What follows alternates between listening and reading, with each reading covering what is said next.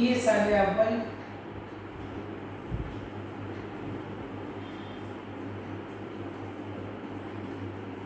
Paper number इख्तियारी मज़मून Urdu का दूसरा paper नज़्म जदीद का हम मुताला कर रहे थे, जिसमें हमने उर्दू नज़्म का आगाज़ और इर्तिक़ा का मुताला किया है। उसके अलावा हैत के एतबार से नज़्म की मुख्तलिफ़ किस्मों का यहाँ पर ज़िक्र किया था।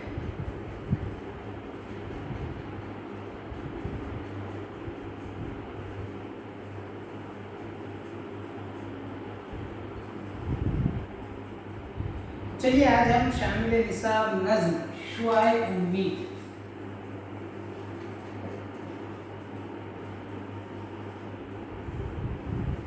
इस नज़्म का हम यहाँ मुताला करेंगे कि शुआए उम्मीद नज़्म किसने लिखी है और किस तरह से, और उसमें कौन सा पैगाम दिया गया है। तो सबसे पहले ज़हन में रखिए ये नज़्म लिखी है उर्दू के मशहूर शायर डॉक्टर अल्लामा इकबाल।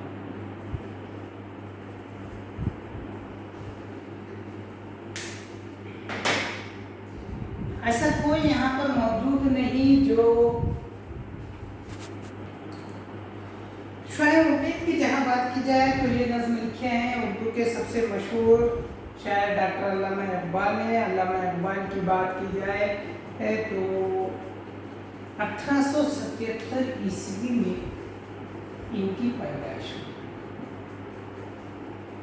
सियालकोट में इनकी पैदाइश है।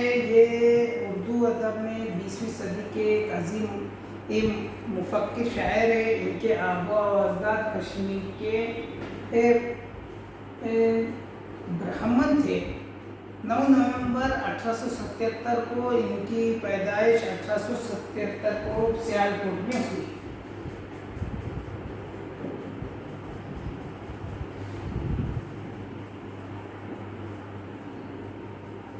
नवंबर 1877 ईस्वी में डॉक्टर सर अल्लामा इकबाल की पैदाइश हुई। इकबाल की इब्तिदाई दीनी तालीम और तरबियत घर और मकतब में हुई।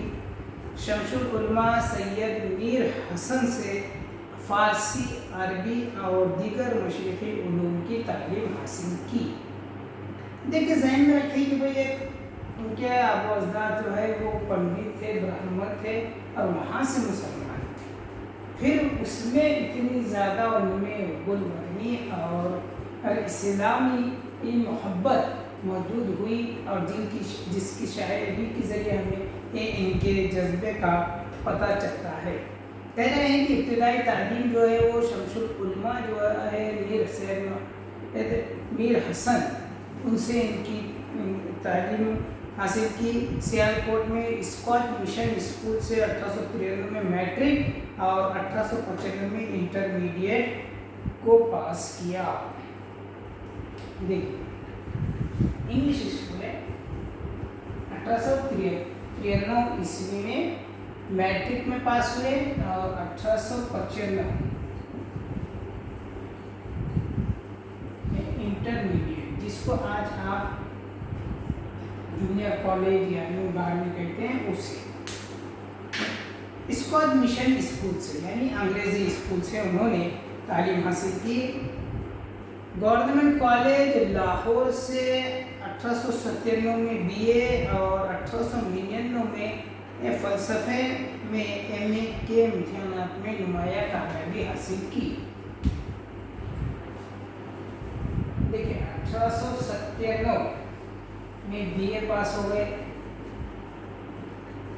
1899 में MA पास हो गए, मगर MA जो था उनका वो था फ़लसफ़े में, जिसको आप फिलॉसफी कहते हैं।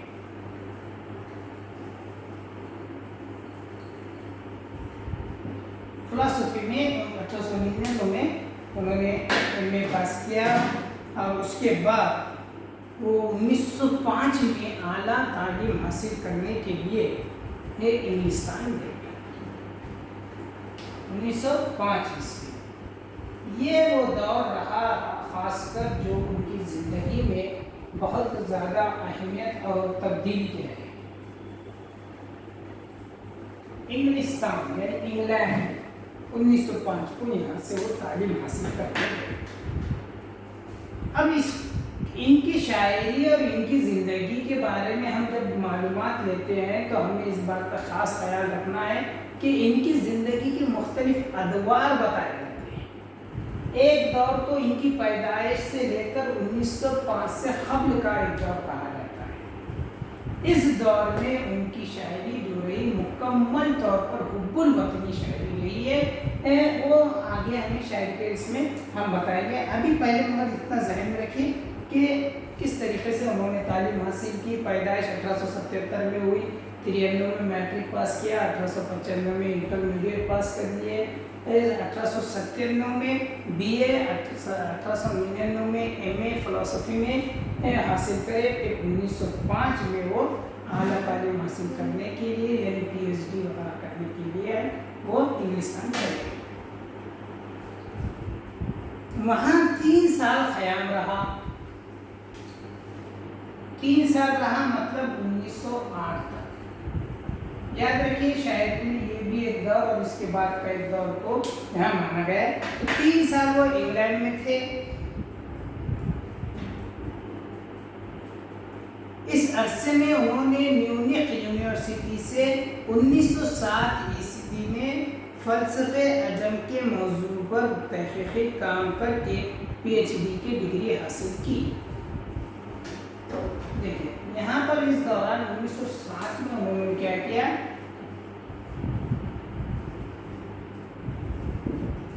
म्यूनिख यूनिवर्सिटी यहाँ से उन्होंने फ़लसफ़े अजम में उन्होंने क्या है तालीम पीएचडी की और वहाँ से उन्हें इस पीएचडी डिग्री से नवाजा गया। 1908 में लंदन से बैरिस्ट्री का इम्तिहान पास किया और इसी साल हिंदुस्तान वो वापस आ गए।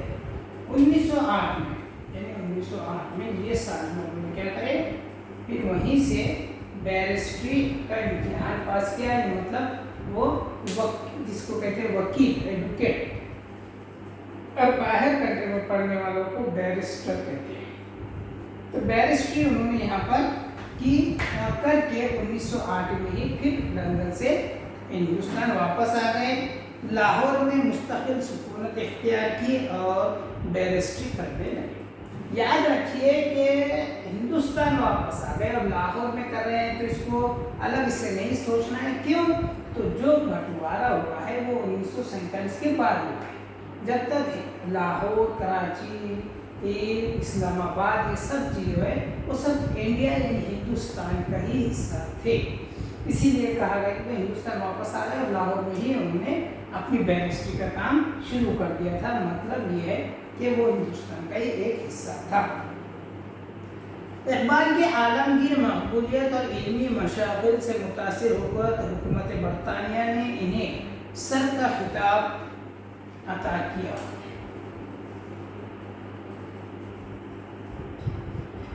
ये खिताब नहीं दिया गया कि इनकी इतनी मसरूफियत, इतनी ज़्यादा जहानत है इसलिए दिया गया।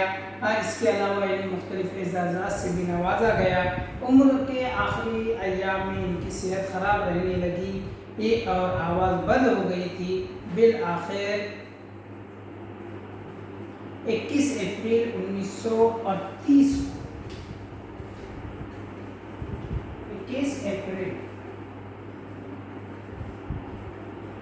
1938 ईस्वी को अल्लामा इक़बाल तमिल अदालत के बाद इंतकाल किया और लाहौर में ये आलमगीरी बनाई हुई शायर मस्जिद के पास उनकी तदफीन की गई। यानी पैदाइश भी लाहौर सियालकोट में हुई और इंतकाल तदफीन जो है वो लाहौर में ये की गई। ये उनका अल्लामा इक़बाल का इब्तिदाई ज़माना है जिसको हर वक्त ज़हन में रखना ज़रूरी है क्योंकि उर्दू अदब के सबसे बड़े शायर तस्लीम किए जाते हैं जिनकी पैदाइश 9 नवंबर 1877 में सियालकोट में हुई। 1893 में मैट्रिक पास किया, 1895 में इंटरमीडिएट का इम्तिहान कामयाब किया, 1897 में ये बीए मुकम्मल किया कहाँ से? गवर्नमेंट कॉलेज लाहौर से। ये याद रखें, ये मैट्रिक इंटरमीडिएट जो है वो स्कॉच मिशन स्कूल से करे इन्होंने।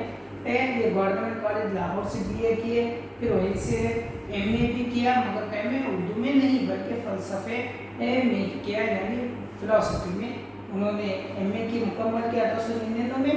और फिर उसके बाद 1905 ईस्वी में वो इंग्लिस्तान चले गए, वहाँ पर उन्होंने तालीम जारी रखी, आला तालीम। और 1960 में म्यूनिख यूनिवर्सिटी से उन्हें PhD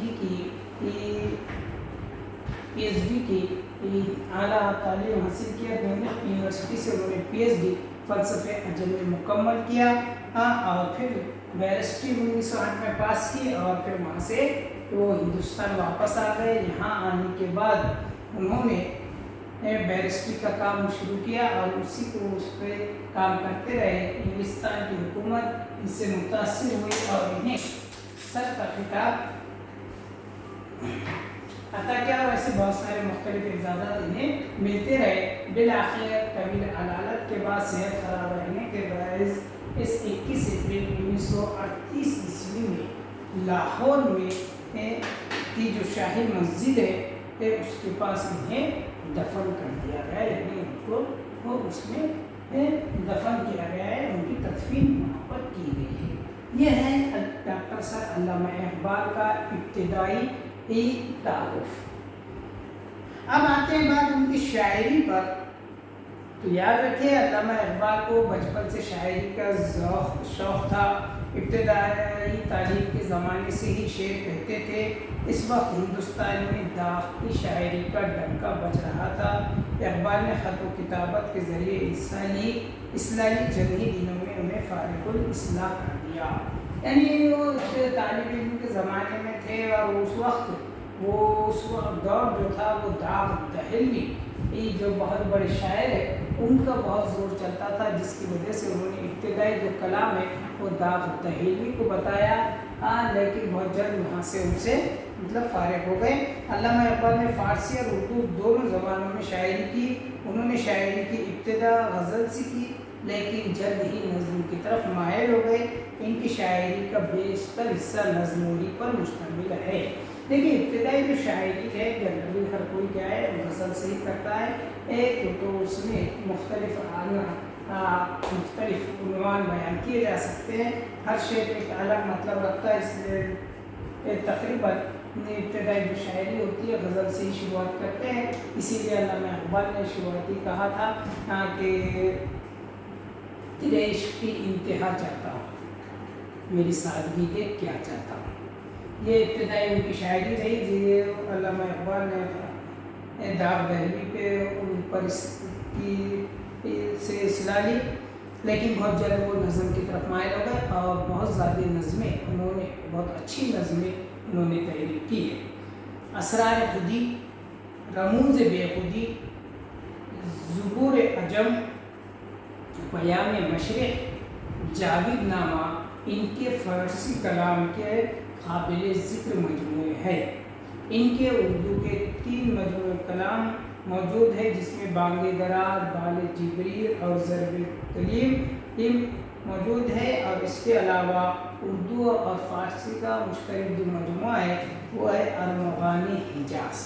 इस तरीके से उनकी उर्दू और फ़ारसी दोनों ज़बानों पर उन्हें अबूर हासिल था और दोनों ज़बानों में उन्होंने शायरी लिखी है। असरार खुदी और रमूज़ बेखुदी, ज़बूर अजम और पयाम मशरिक़, ये उनके फ़ारसी शेरी मजमूआ कलाम है, जिसमें उन्होंने फ़ारसी ज़बान में शेर कहे हैं जो बहुत अहमियत के हामिल है। इसके अलावा अगर हम उर्दू की बात की जाए तो उसमें उनकी बांगे दरा, बाल जिब्रील, बांगे दरा और ज़रब कलीम, ये 3 उर्दू के बहुत अच्छे शेरी मजमूए हैं उनके। और इसके अलावा अरमग़ानी हिजाज़ जो है इसमें भी उर्दू और कुछ फ़ारसी इस तरीके से मुश्तरक तौर पर इसमें शामिल है। ये तमाम अल्लामा इकबाल की बहुत अहम और बेहतरीन मजमूए कलाम है। डॉक्टर इकबाल बुनियादी तौर पर शायर मशरिक़ थे, क्यों तो मशरिक़ की ही तरफदारी किया करते थे और मशरिक़ पर ही इनका ज़्यादा ज़ोर था। इनकी नज़र में एशिया اگرچہ ذوق عمل سے محروم تھا، لیکن کسی زمانے میں روحانیت کا گہوارہ ہونے کی وجہ سے اس کی امکانی مادی و روحانی ترقی سے مایوس نہیں تھے۔ ہندوستان کو مشرقی ممالک میں مرکزی حیثیت حاصل تھی، اس لیے وہ ہندوستان کے شاندار مستقبل سے پر امید بھی تھے اور آرزو مند بھی۔ یہ بات دھیان میں رکھیں کہ انہوں نے مختلف طریقے سے اپنی شاعری کو وجود دیا، فارسی اور اردو دونوں زبانوں میں شاعری کی، اور انہوں نے خاص کر شاعر مشرق کہا جاتا ہے کیوں تو انہوں نے مشرق کی کو کافی اہمیت دی، اور وہ جانتے تھے کہ مغرب بھی بہت اہم ہے لیکن ان مشرق میں بہت کچھ کیا جا سکتا ہے، کیوں تو اس کے آب و اجداد اور زمانے ماضی کی جب ہم بات کرتے ہیں تو یہی علاقوں سے ادب اور خاص کر علم و ادب کا یہ گہوارہ رہ چکا ہے، اس لیے وہ پر امید تھے کہ یہیں سے ہی علم و ادب کی آبیاری ہوگی اور علم و ادب یہیں سے اور پھیلے گا۔ اس سے وہ بالکل نا امید نہیں تھے بلکہ بہت زیادہ امید تھے، پر امید تھے، اور انہوں نے اسی طریقے سے اپنی شاعری کو جاری رکھا اور بہت اہم مقام اردو شاعری میں انہیں نصیب ہوا ہے۔ اردو شاعری کی جہاں تک بات کی جائے، علامہ اقبال کے نام کے بغیر نامکمل ہے۔ انہوں نے جہاں ابتدائی شاعری میں حب الوطنی کو اچھے طریقے سے پیش کیا، وہیں 1908 کے بعد کا جو دور ہے یعنی یورپ کے دور سے واپس آنے کے بعد کی جو شاعری ہے، جو کچھ انہوں نے دیکھا وہاں سے پھر ان کے شاعری میں مذہبی تصوف و بے خودی اور خودداری کی جو باتیں آتی ہے وہ ہمیں بہت زیادہ نظر آتی ہے۔ تو خیر یہ تھے علامہ اقبال کی کچھ ابتدائی جھلکیاں جس میں علامہ اقبال کے تعارف اور ان کی شاعری کو پیش کیا گیا ہے۔ ہمیں علامہ اقبال کے بارے میں اور بہت کچھ جاننا ہے اور ان کی شامل نثار نظم شعائے امید، جو امید کی کرن ہے، اس کو بھی ہمیں یہاں پر تفصیل سے دیکھنا ہے۔ تو خیر آج کے لیے اتنا ذہن میں رکھیے علامہ اقبال کون تھے، کب پیدا ہوئے اور کس طریقے سے ان کی ابتدائی تعلیم ہوئی، اعلیٰ تعلیم کس طرح کہاں سے حاصل کی، اور ان کی اردو شاعری کا جو اہم وصف ہے وہ ہے بے خودی۔ ان کے ہر شاعری میں ہمیں بے خودی کا درس ملتا ہے، اور اس کے علاوہ خودی کا جو وصف ہے اس کا یہاں پر ذکر ملتا ہے۔ ایسے بہت ساری باتیں یہ ہے جو اردو شاعری میں کہ جس کو پڑھ کر ہر انسان کو ایک قسم کا جوش اور جذبہ بھی پیدا ہو جاتا ہے۔ تو خیر ہم آج یہیں رکتے ہیں اور اس کے بعد ہم انشاءاللہ آگے علامہ اقبال کی نظم کو تفصیل سے پڑھ کے اس کا خلاصہ اور اس کو سمجھنے کی ہم کوشش کریں گے۔ جب تک اس بات کو ذہن میں رکھتے ہوئے ہم ان پر